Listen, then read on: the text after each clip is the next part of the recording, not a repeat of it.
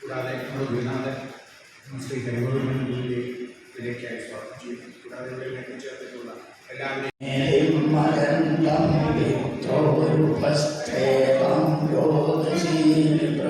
സത്യവാചം. ഓം ശ്രീ ഗുരുഭ്യോ നമഃ. ഗണാനാന്വാ ഗണപതിം ഭവാമഹേ കവിം കവീനാമുപമശ്രവസ്തമം ജ്യേഷ്ഠരാജം ബ്രഹ്മണസ്പത ആനശൃണ്വന്നോതിഭിസ്സീദസാദനം. ഓം ശ്രീ മഹാഗണപതയേ നമഃ. അഗ്നേയ സുപഥാരായേ അസ്മാൻ വിശ്വാനി ദേവമയുനാനി വിദ്വാൻ യുയോധ്യാസ്മയൂരാണമേനോ ഭൂയിഷ്ഠാന്തേന ഉക്തിം വിധേമ. ഓം ശ്രീ ദക്ഷിണാമൂർത്തയേ നമഃ. പ്രണോ ദേവി സരസ്വതി വാജേഭിർവാജിനീവതി ധീനാവിത്ര്യവതൂ സംസരസ്വതി നമഃ. വേദവാദസ്യ വർത്തനിമുരോർഷ്വസ്യ ഗൃഹതാ വേദായേ അധ്യാസതേ. ഓം വ്യാസായ നമഃ. എല്ലാവർക്കും നമസ്കാരം. അപ്പോൾ ഓൺലൈൻ ആയിട്ട് പഠിക്കാം.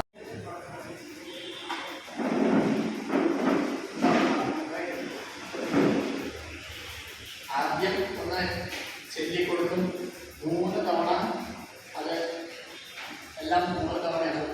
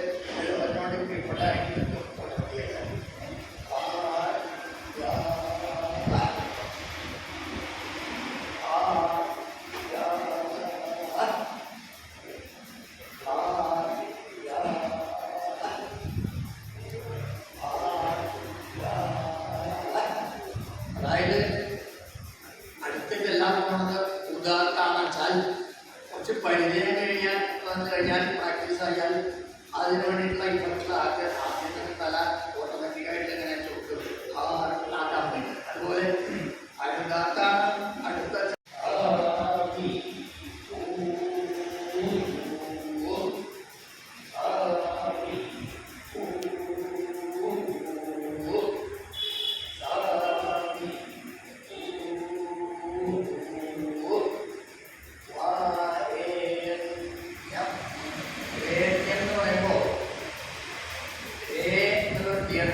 അത് കഴിഞ്ഞാൽ നാം പറയാം. അപ്പോൾ അത്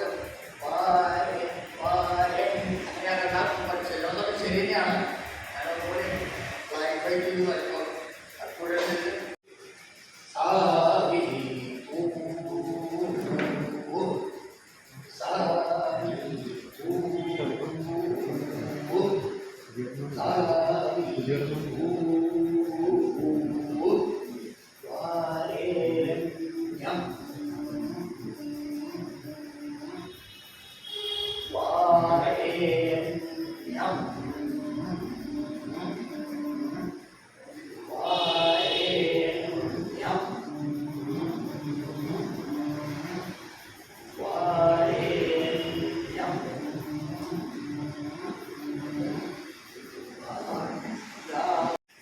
എപ്പോഴും നമുക്ക് സ്വരിച്ച് പഠിപ്പിച്ചിട്ടൊക്കെ ഉണ്ട്. കുറേ കാലമായിട്ട് സ്വരിച്ചിട്ടൊന്നും ചെല്ലാറില്ല. അപ്പോൾ അതുകൊണ്ടൊന്ന് ചെല്ലി നോക്കുന്നു. അപ്പോൾ ക്ലാസ് പറയുന്നത്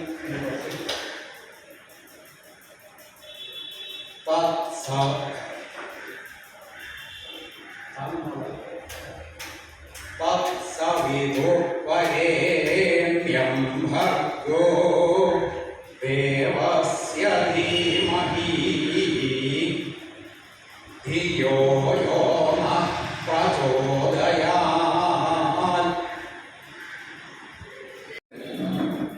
നമ്മളൊക്കെ പല ആൾക്കാരും വിചാരിക്കാറുണ്ട് ഇതൊക്കെ വെറുതെ എഴുതി ഉണ്ടാക്കിയ, ആർക്കോ തോന്നിയിട്ട് എഴുതി ഉണ്ടാക്കിയ പഴയകാലത്തുള്ള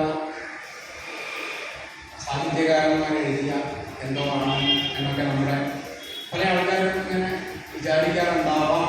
പക്ഷേ വേദത്തെ മനസ്സിലാക്കിയിട്ടുള്ള ആൾക്കാരൊന്നും അങ്ങനെ പറയാറില്ല. ഈ വേദത്തിനെ അടിസ്ഥാനമാക്കിയിട്ടാണ് ഇന്ന് നമ്മൾ കാണുന്ന എല്ലാം ഉണ്ടായിട്ടുള്ളത്. ഈ വേദം എന്ന് പറയുന്നത് എല്ലാത്തിൻ്റെയും മൂലമായിട്ടുള്ളതാണ്.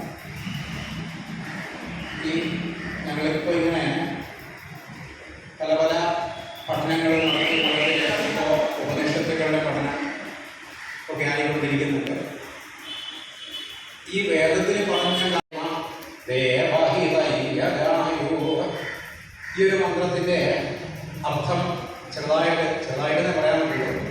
എപ്പോഴും പറഞ്ഞത് കേട്ടത് കൊണ്ട് മാത്രം പറയാണ്. ഈ ഭദ്രം ആയിട്ടുള്ള കാര്യങ്ങൾ കർണങ്ങളെ കൊണ്ട് ശ്രുയാമ നമ്മളെല്ലാവരും കേൾക്കട്ടെ.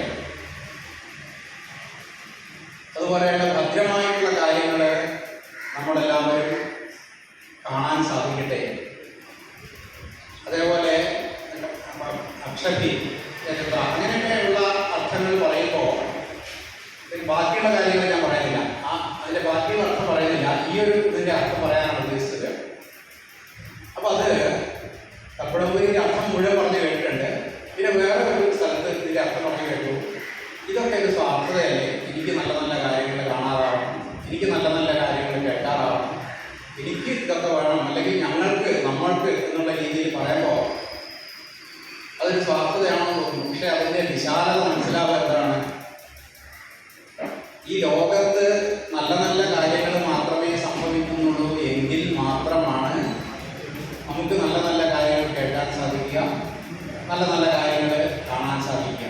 അപ്പം അങ്ങനെ ലോകത്തിൽ സംഭവിക്കട്ടെ എന്നാണ് ആ മന്ത്രത്തിൻ്റെ അർത്ഥം. അത് മനസ്സിലാക്കാനാണ് നമുക്ക് ബുദ്ധിമുട്ട്. അങ്ങനെ വിശാലമായിട്ട് ചിന്തിക്കുന്ന ഈ മന്ത്രങ്ങളെ ഇന്ന് എല്ലാവരും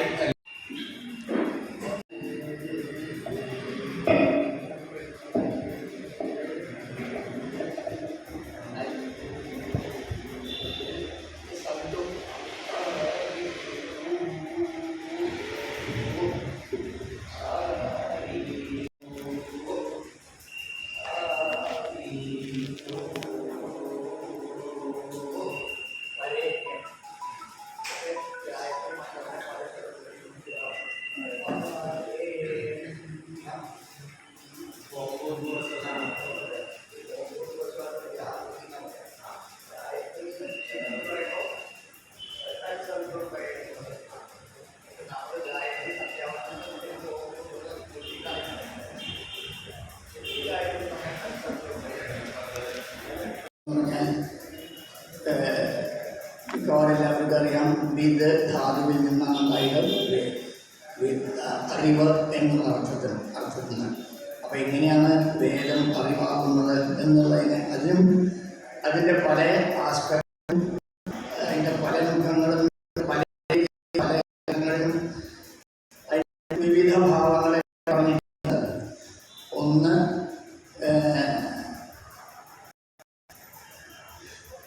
ഇഷ്ടപ്രാപ്ത്യർത്ഥം അനിഷ്ട നിവാരണാർത്ഥം അലൗകികം ഉപായം വേദയതി ഇതി വേദ. വേദം എന്ന് പറഞ്ഞാൽ എന്താ, അറിവ് എന്നുള്ളതിനെപ്പറ്റി ഒരു ഡെഫിനേഷൻ, പല നിർവചനങ്ങളുണ്ട്. ഒന്ന് ഇഷ്ടപ്രാപ്തിയർത്ഥം, നമുക്ക് അതാണ് പൊതുജനങ്ങൾക്ക് ബന്ധപ്പെട്ട കാര്യങ്ങളാണ്. നമ്മുടെ ആവശ്യമായ ഇഷ്ടമായ ആഗ്രഹങ്ങളെ പൂർത്തീകരിക്കാനും അനിഷ്ട നിവാരണാർത്ഥം നമുക്ക് വന്ന കഷ്ടതകൾ, രോഗാദികൾ, ദാരിദ്ര്യാദികൾ മുതലായവയെ അകറ്റി ശ്രേയസ് ഉണ്ടാവാനും ഉള്ള അനിഷ്ട നിവാരണാർത്ഥം അലൗകികം ഉപായം. ലൗകികമായിട്ടുള്ള വഴിയല്ല, അതായത് നമ്മുടെ മെറ്റീരിയൽ രീതിയിലുള്ള വഴി അല്ല, അലൗകികം, അതായത് ഈശ്വരീയമായ ലൗകികമല്ലാത്ത വഴികൾ എന്താണ് എന്ന് പറഞ്ഞ് ആ അറിവിനെ തരുന്നു എന്നതിനാൽ അതിന് വേദം പേരുണ്ടായി.